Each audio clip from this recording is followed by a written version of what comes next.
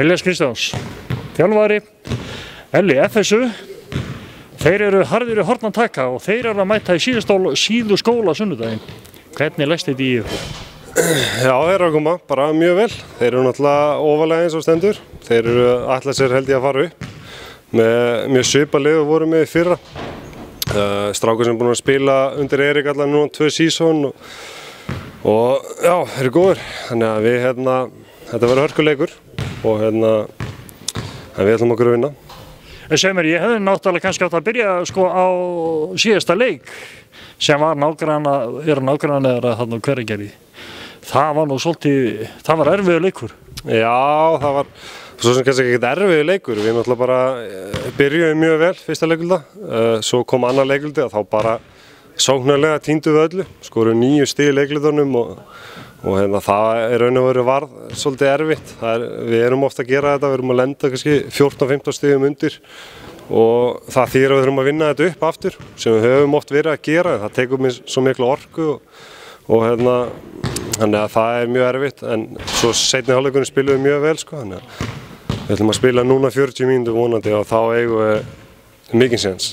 En það er eitthvað sem að þið getið tekið úr þeim leik og fært inn í leikina móti FSU leið og þið verið að taka einhverja hluti út úr þeim leik líka og skilja algjörlega eftir og endurtaka ekki, þar að segja vondakafla. Já, algjörlega sko, við vissum nákvæmlega hvað við vorum að gera rétt, sóknarlega vorum mjög aggressífir, það voru allir að stíga upp, bæði Frisko og Vikki voru mjög góður, Frisko er bara búin að vera rosalega góður fyrir okkur, en það þurfa aðrir að stíga upp, ég og Nóri, aðrir sem að þurfum að fara yfir allan 10 stiga múrinn og eins og senasta leik, ég meina við 29 tapað bolta og þó svo að við töpum bara með 10, ég er eiginlega bara hissa sko. Þegar lið sem að tapa 29 boltum í leik, það er bara ekki hægt að vinna þessu leiki sko. Hvernig er staðan á svona í liðinu í heild, allir þokkalega frískir? Þeir sem eru til staðan núna eru frískir, en við náttúrulega verðum ekki með Tryggva, hann verður með drengjaflokki, er að fara suður. Þannig að við verðum eitthvað fáir, 1 eða 2 í útlöndur reyndar, en svona kjarnin er hérna ennþá, en þó við höfum verið að mæta 8 í leiki alltaf, þannig að við höldum því bara áfram og stöndum okkur bara vel. Að hafa ekki Tryggva, það er náttúrulega lækkar hæðarstöðunni mikið í liðinu. Já, það gerir það er gott að hafa hann undir körfunni. Og líka fyrir mig, það er náttúrulega sko að ég á með hálsýri eftir í síðasta viðtal. Já, hann er náttúrulega frábær og hann er búinn að æfa 1 ár og svona miklu hæfileikar á þessu stuttu tíma, það er náttúrulega bara ótrúlegt og vonandi heldur hann bara áfram að bæta sig. Það er nú ástæðan að hann fara suður, þá nær hann 3 leikjum í staðinn fyrir 1 hér.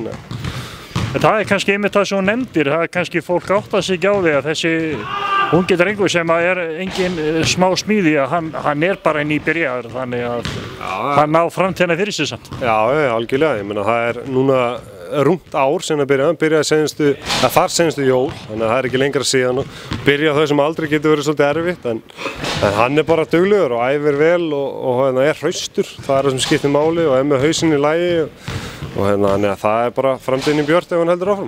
Svo hefur hann svona pínulegt ástríðu fyrir þessu greina, maður finnur að það er mikið neist í honum. Já, algjörlega, hún finnst gaman og það kveikir hans í honum að tróða yfir strákana og vonandi heldur hann því áfram. Kveikir það þá ekki neista bara í ykkur hinum sem læri eru og eru að fá svona einu og einu tróðslegandi til? Jó, það gerir það sko. Við erum vanir að fá Frisko og tróða yfir okkur en það er fínt að Tryggvi bæti sinni í þetta. Elli, við náttúrulega viljum fara að fá fleiri áhorfendur í síðuskóla. Já, algjörlega, ég hvet alla. Við erum eins og ég segi, við erum bara... Það er pláss á áhorfendarbekkjum. Já, það er no pláss. Og fólk getur með þess að koma með teppi og púða með sér að vilja sitja á einhverjum mjúku. Elli, gangi ykkur vel á sundaginn. Já, takk fyrir það. Frisko, Sunday we have FSU. Tell me about them. FSU is a pretty tough team, you know. But I'm more comfortable with our guys, just playing hard, playing smart, playing together. I think we can string off a couple of great wins against some pretty good teams. So we just have to continue to play hard and play together and play smart. But I think we have what it takes to come out with a pretty shocking victory on this Sunday. Everybody ready? Everybody's ready, you know. been putting in a lot of great practice all week long. So I'm excited to see what we are capable of doing this Sunday. But what we need to do to win there? We just have to play great defense, you know, and great defense starts with communication. I believe if we can talk for a whole 40 minutes of basketball, then we'll be capable of winning some of these tough games.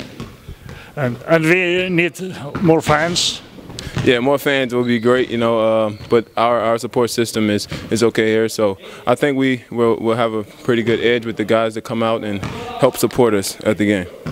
Have you some message for them? For the fans. Yeah. For our fans? For our fans, yeah. Just thanks for the help and encouragement throughout the season. You know, we've had our struggles and our ups and downs, but through the tough and the good times, they've been here with us. So thanks you guys for that. Yeah. Frisco, good luck and thank you. Thank you.